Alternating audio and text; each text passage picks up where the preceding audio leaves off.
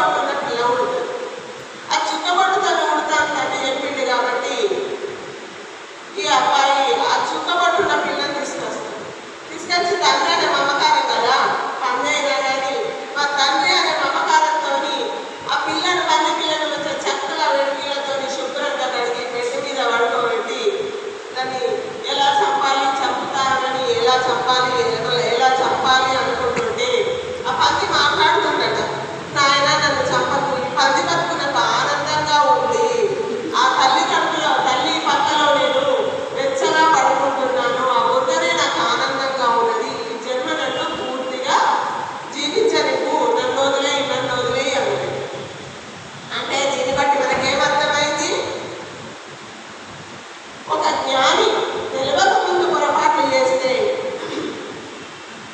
అది పెద్ద లెక్కలోకి